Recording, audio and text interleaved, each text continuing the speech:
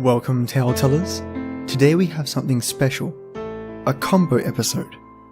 I'll be reading out 2 short stories.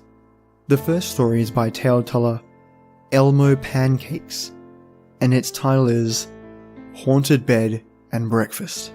The second story is my own gift to you, a short scary story written by me on the Short Scary Story Reddit. Remember, if you like this episode, give me a thumbs up. Click that like button or take 2 seconds to subscribe so that you can get them as soon as I finish making them. So, it's time to turn the lights off, the sound up, and get ready for something scary. A few years ago, I went to New Orleans on vacation with my then boyfriend. We stayed at this really cute bed and breakfast just outside the French Quarter, which was 2 mansions across the street from each other that were converted. On the first night, we were lying in bed watching television after a long day, when suddenly, violent punching from beneath the mattress made us both leap out of the bed. The punching was strong enough that the mattress undulated where the punching came from, and repeated enough times for me to think that it wasn't just a spring. After taking a moment to calm down, we both checked under the bed. Nothing. We eventually went back to bed, but didn't sleep much that night. On the second night, my boyfriend woke up at around 4 AM to see someone or something he thought was me exit the restroom and make their way to the bed. He followed the figure through the room, and as it approached the bed, he realized I was still sleeping next to him. Petrified, my boyfriend just kept staring at the figure until it faded away. He then woke me in a panic. Also, there are other strange things that happened in that room. Doors would open and close by themselves. Things would be in different places in the morning than when we left them. We would hear footsteps coming from the room above us, even though nobody was checked into that room, or even the room next to it. We also heard voices in those rooms. We were only there though, for 4 or 5 days.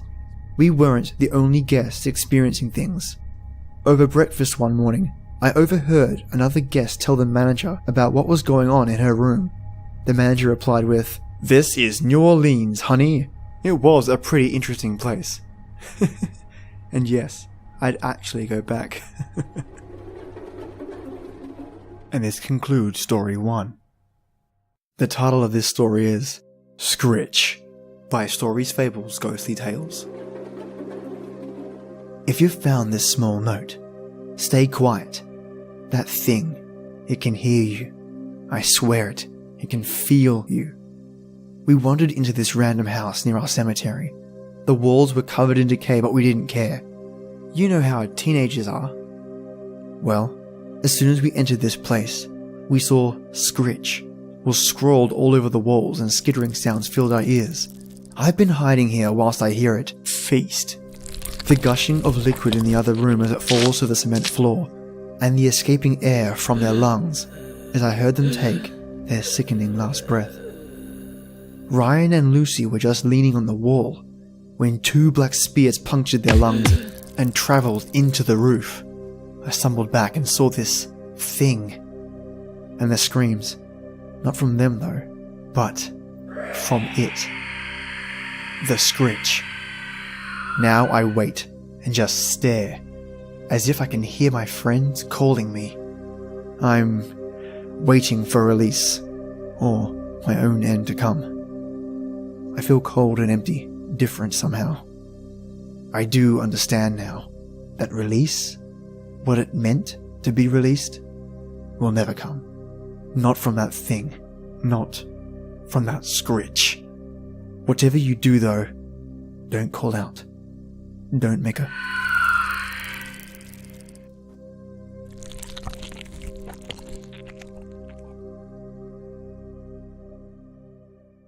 And that's today's episode. It is a little bit of a shorter one.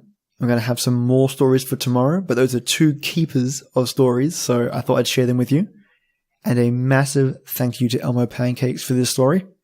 Dare I say, he's making bacon pancakes?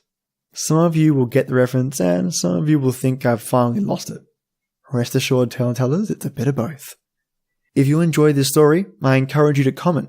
Leave me a little bit of feedback. And also a big thank you to COAG, that's co.ag, who is kind enough to provide narrators like me with music. Seriously, he's not only talented, but his work is fantastic. He has music for any story type.